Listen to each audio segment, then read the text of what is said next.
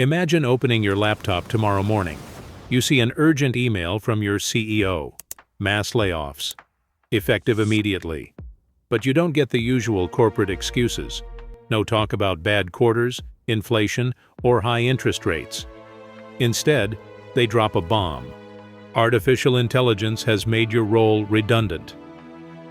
Over the last few months, this exact nightmare has quietly played out for tens of thousands of white-collar workers. The headlines tell a very clear story. The AI job apocalypse is finally here, and human workers are losing the war against the machine.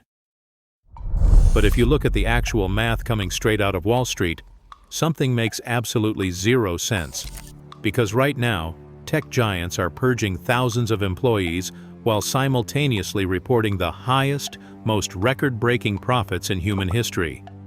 Take Google Cloud. Their revenue did not drop. It skyrocketed by 63% in a single year, crossing $20 billion for the first time. Their project backlog nearly doubled to an astronomical $460 billion. That is not a failing business cutting costs to keep the lights on. That is a hyper-profitable empire generating historic returns while aggressively clearing out its workforce. Which raises a massive, unsettling question. If these companies are making more money than ever before, why are they suddenly so desperate to blame robots for firing their own people? The answer is a brilliant, calculating financial deception that appears to be quietly rewriting the rules of the global economy. Researchers tracking these layoffs have given it a name: AI redundancy washing. And once you see how this strategy works, you realize the real story isn't about technology replacing humans overnight. It's about how billions of dollars in market value can be unlocked by weaponizing a tech buzzword.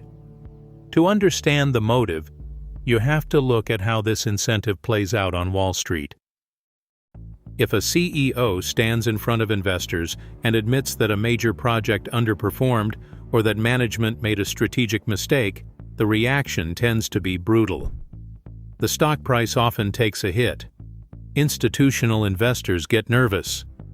But if that exact same CEO fires the exact same number of people and frames it as restructuring into a lean, AI-first enterprise, the market response tends to be far more forgiving. Investors love the word efficiency. It is not hard to see why companies would reach for the AI framing whenever they can. In modern corporate logic, cutting jobs because management failed is punished. Cutting jobs and blaming AI is celebrated. Labor experts tracking these corporate transitions are pointing out a massive gap between public relations and technical reality. The truth is, many companies announcing these cuts do not actually have mature, vetted AI systems ready to deploy. Instead, they are cutting the headcount first to satisfy the market's demand for AI adoption, leaving the remaining staff to absorb the workload using standard everyday tools. It creates a powerful double benefit for executives. By publicly framing the layoffs as an inevitable transition to automation, management gains massive psychological leverage. Surviving employees, terrified that a flawless digital worker is about to replace them, quietly take on the extra labor, work longer hours, and stop pushing back on unmanageable workloads. The myth of AI capability is used to extract human productivity. But what makes this trend truly dangerous is who is actually getting caught in the crossfire.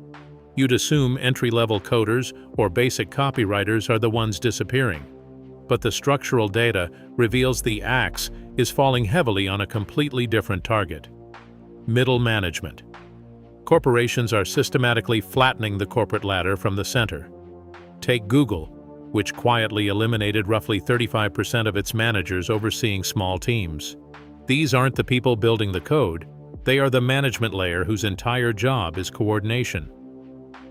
This brings us to a phrase one executive used that says a lot about how the modern corporate world sees this split: builders versus what he called measurers. Cloudflare's chief executive officer sent a blunt internal memo to his staff that made this distinction incredibly clear.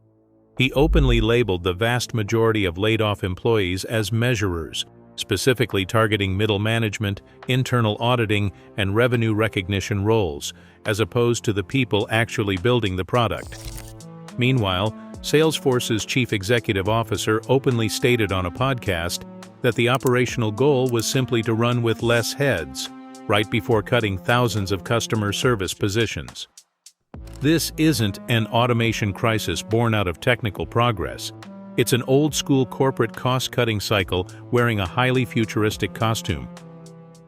And if you're wondering whether any job is actually safe from this shift, the honest answer is narrower than most people assume. Genuine demand remains strong for a specific set of roles: machine learning infrastructure, AI safety research, applied AI research, healthcare, and skilled trades. That's a remarkably small list compared to the broad category of safe office jobs that millions of people spent their careers building toward. And this pattern isn't staying contained to Silicon Valley. It's already surfacing in finance, logistics, consulting, retail, and legacy media, industries most people never think to associate with the AI jobs conversation, largely because the coverage stays fixated on tech. And the pace of this trend is compounding at a speed the human brain is fundamentally unbuilt to comprehend.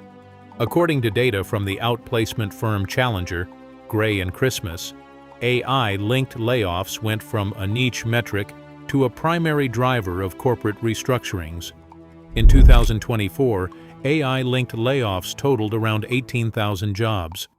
By 2025, that number exploded to over 155,000. And in just the first 6 months of 2026, that entire 12-month threshold was matched all over again. What used to take a full fiscal year to execute is now happening in months. From March through June, AI was cited as the leading cause of job cuts, peaking in May, when it was blamed for a staggering 40% of all layoffs tracked that month. This behavior isn't staying contained inside Silicon Valley anymore. We are now seeing these exact same AI-attributed restructurings creeping into global finance, logistics, consulting, retail, and legacy media.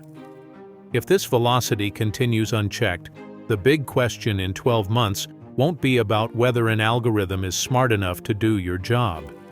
It will be whether your industry has any human management layer left at all. Which brings us back to the ultimate question. If your own company announced a sudden round of job cuts tomorrow and blamed it entirely on a new software rollout, would you take their word for it? Or would you look at the stock price, look at the math, and recognize it as AI redundancy washing?